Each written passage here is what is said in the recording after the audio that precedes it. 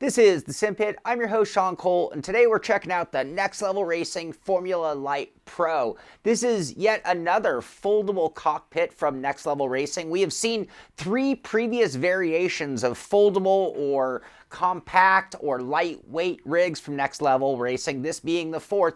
First, it was the GT Lite, and that was a GT position. It was an inexpensive chassis, only $249. And then we saw the Pro variation, where it's a little extra reinforced, and you can step up to like a 10 Newton meter wheel. That one coming in at $299.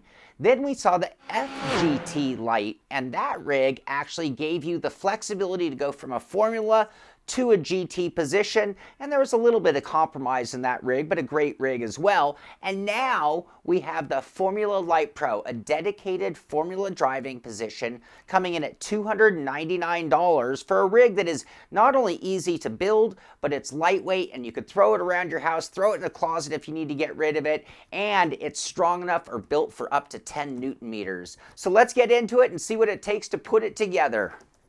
As you pull the Formula Lite Pro out of its box, you can see it comes partially assembled, so it will be a quick and easy assembly process. The first step is installing the backrest tubes, which are adjustable for driver height. We then connect the backrest to the bottom via the hinges with one of the 4 angle choices. Next is rotating the front legs and then adding the back legs with the little wheels for moving it around. The pedal assembly is pre-built and just needs to be folded into an angle and attached to the adjustable crossbar with its lockdowns. The wheel deck is the same design as the previous Lite models and attaches on one side with a bolt and then clamps in place on the opposite side of the chassis. With everything in position, we can attach the side strap that combines the backrest and the wheel deck, and then add the 2 other straps that go from the pedals to the wheel deck. And that is about it. It took about 20 minutes to put it together. Yeah, all right, I think we are all done. That is the Next Level Racing Formula Lite Pro rig assembled, ready to go. The next phase will be getting our equipment on it. But before we do that, let's talk about some of the other features that make this kind of a cool rig. I mentioned it's built for a 10 Newton meter wheelbase. That's awesome. You've got a lot of adjustability. You've got these 2 slotted plates here that independently move up and down, and that is going to be able to let you set the distance for any pedals. I mean, this design works for just about any type of pedal you have out there. So as long as your pedals go bolts through the bottom somehow, you're going to be able to line them up on these 2 plates. And then you have a lot of length adjustment. So once you put your pedals on, it'll set the width distance. But after that, I mean, we could move these all the way down or all the way up. So a ton of adjustment there. Awesome. Look at the rigidity. Considering this is all very lightweight, I mean, I'm putting all my body force. Yeah, I'm forcing a hint of wiggle when I'm really, really ridiculously overdoing it. I think that's beyond the kind of pressure you'd put on your brake pedal. Here we'll know, because this is going to get a lot of strength when we get into it. We're going to be able to adjust the angle. So this whole thing will change an angle. So if we wanted it 1 click forward or 1 click back, we could. And then we already talked about the angle and distance adjustments there. This seat rest is really cool. It's kind of like a Alcantara-ish material with the red stitching. You've got the Formula Lite Pro embroidered into it. And then these pads, which are really, really soft, cushiony pads with like vented material between them. So it should offer pretty good cooling compared to like most seats that you're going to sit in sim rigs. So considering what it is, we've got a lot of adjustment. You got a wheel deck that'll work with Thrustmaster, Logitech, Moza, Fanatic, all of the main manufacturers. A pedal plate situation is going to work with all the manufacturers. So you've got a lot of compatibility, a lot of adjustability, a lightweight collapsible rig. We'll get to collapsing it after we put our equipment on it. And I think that's what we're going to do next. The installation of my gear was really easy. For the pedals, I just lined up the front and back plates with the 4 holes in my pedals, and I locked them down with the nuts and bolts the pedals came with. For final comfort adjustment, I can move those pedals back and forth over 12 inches, and I can also raise and lower the back of the pedals by 4 inches in one of 6 different positions, as well as the front side of the pedals, which move up and down about 7.5 inches on those sliders. In the end, there is plenty of pedal adjustment. The wheel deck is pretty interesting. I was able to just bolt my Moza base with the 2 front holes only because the back ones were obstructed, or I could remove the deck plate stop and slide the upper portion of the deck off and mount the wheelbase to it before reinstalling that plate onto the rig. I was able to use all 4 bottom mount holes, and I could mount it in a forward or backward position on the plate for extra driver distance. For final tuning, there's a lower knob that when loosened allows for an angle adjustment of the wheel. I really only found 1 or 2 positions that were correct, so not a lot of fine adjustment on the angle. You can also use the 4 lockdown knobs on the bottom of the plate for some forward and backward distance adjustment. Really, the only adjustment that is missing is up and down. There are also 4 different recline angles to choose from. I seem comfortable in the second most upright position, but if I need to be even closer to the wheel, there is a position and then 2 more reclined ones for even more extension. And then lastly, you can actually change the height of the front leg of the seat up and down about 6.5 inches in one of 8 positions.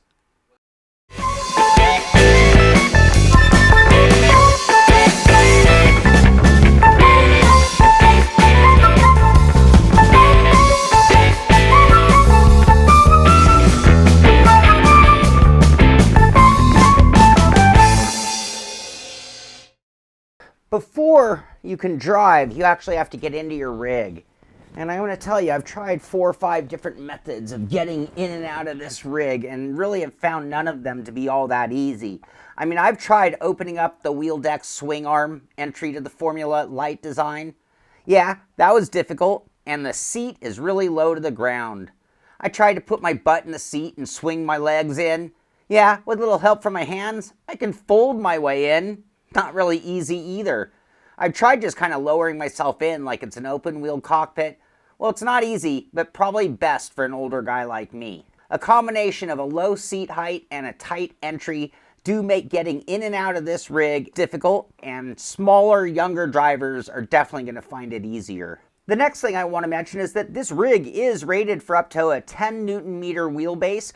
I've gone ahead and put a 12 Newton meter wheelbase on it just to test it, and at the wheels I'm using a 200 kilogram load cell brake, which means this entire test is a torture test of the strength of the Next Level Racing Formula Lite Pro. Now, moving beyond that and into actually driving, I mean, this is absolutely a Formula driving position. We have our elevated feet way up high in the air by comparison. We've got that steering wheel right in our face for really easy, accurate movement and quick turning as well. The Formula position I've always found to be kind of comfortable once you're in the rig. It actually is a lot easier on my lower back than, say, a upright GT position that'll actually compress your lower spine. And then on top of it, this hammock, I'm going to call it hammock style seat, where you're just kind of suspended between the upper and lower points, and it's the strength of the fabric and cushioning and the curvature of your body that kind of dictates its way it hangs like a hammock. And that actually makes for a pretty comfortable seat, surprisingly, but there is a little bit of movement. And with that, you'll actually see, so that when I press really hard on the brake, you'll actually see the back or the bottom of the seat itself kind of move, kind of pivot its angle, and it does reduce my braking pressure, and that did take some getting used to. In the end, I learned how to give full pressure. I just had to know that there was going to be a difference in my seating position as I applied more pressure to the brake. So in the future, I don't really expect this to be much of an issue, as I will be able to compensate for it. The other thing about the seat is these pads, these really thick pads that we sit on, are very comfortable. This is actually a very comfortable seat, and I enjoy sitting in it once I'm down in it. And with those vented areas, I think it's going to make it a great summertime seat too. So many seats, you have so much contact with your body and no way for air to get in to cool your backside or your bottom where you're touching the seat. And in this case, it is very well ventilated, and that is nice. Now, while driving, I found the wheel deck to be amazingly stable. So under normal conditions, here I am in the IndyCar at Road America, and I'm putting a lot of pressure on the wheel, and you can see that the wheel deck actually handles normal driving very well. Now with that, this being such a lightweight rig, it just cannot compare to like a profile chassis. So when we stop our car here and we actually do the flex test, you can see there is a noticeable amount of up and down movement. Not so much on the left and right, but that up and down movement is so noticeable. But again, under normal driving circumstances, I'm not finding it doing that much. It actually resists even this 12 Newton meter wheel fairly well. So again, that hasn't been a problem. And when I consider the weight of this chassis, I'm actually, again, surprised by how strong and stable the wheel deck is while driving. The other thing that I think comes into play is because we're in this Formula driving position, that we just don't put the same kind of leverage on the steering wheel. Like if we were using a big round wheel in a GT position, we might find it a little bit more torque on the wheel deck and maybe it'd be a little more noticeable. But here in this car driving normal, I find it not to be a problem at all, not at all. Now, I mentioned how lightweight the rig is, and that contributes to the wheel deck movement that we see. However, down at the feet, I gotta tell you, the pedal deck on this rig is really strong. Again, it is made of just these lightweight tubes with just these lightweight metal cross members and those straps that reinforce the whole thing, and the end result is a really stiff pedal deck. I thought for sure when I was putting it together that when I hit this 200 kilogram brake that I would see and feel a lot of flex out of the rig, and that just wasn't the case. And the amount of adjustability up, down, any angle that I could possibly imagine, and the distance being able to be perfect totally helps it get just a really great pedal configuration for such a convertible, collapsible, movable, lightweight chassis. Again, I would never expect that kind of strength and adjustability from a rig of this caliber, and I think Next Level Racing really hit a home run with it. Even under like the most extreme brake, and I'm just going to slam on those brakes, you see the flex of the seat itself, but the pedals are just rock solid. Now, honestly, most drivers who are going to look at a rig and consider this as a good option for them, honestly, are probably usually using pedals more in the 35, 70, maybe 100 kilogram. So as I'm doing this torture test at 200 kilograms, I think you can be pretty confident that you're going to be very happy with the results down in the pedals. So overall, I am a little blown away. I mean, sure, there are flaws to this whole concept. There are things that can be improved. For the amount of money they're charging, I don't think you can get much more out of this chassis. And the overall is a really good Formula position. So Formula 1 is the position you want because it won't go GT. It's going to be a little hard to get in and out of course, and it's going to be really dedicated to this driving position. But if this is what you're looking for, $299 is well within the budget of most drivers. And it's going to enable somebody to put an entire kit together from scratch where the rig might have been the one item. I mean, a lot of people are spending as much on their rig as their entire wheelbase, pedal, and wheel setup. So it almost doubles the startup cost of getting into sim racing if you're looking at a substantial rig. With this $299 price, I mean, is it ideal? No, it can't compare to those big profile rigs, but it's so within the budget that I think it's going to be a great option. And I think the overall comfort, the overall driving position, the overall stiffness and rigidity while racing makes it a really, really good starter rig especially. And again, for younger and smaller drivers, they're not going to have the same difficulties getting in and out.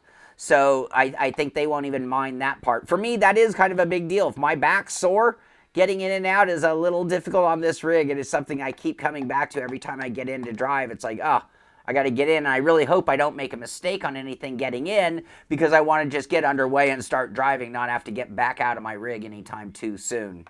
And since we don't want to get out of a rig, it is extra beneficial that it is comfortable. I mean, I can just kind of stop the car here and probably kick back and take a nap and be pretty comfortable here. So overall, very impressed with the Next Level Racing Formula Lite Pro chassis. It's so strange to see something that's a hammock with these straps as reinforcement, but the end result, as you saw while driving, makes for a pretty decent setup.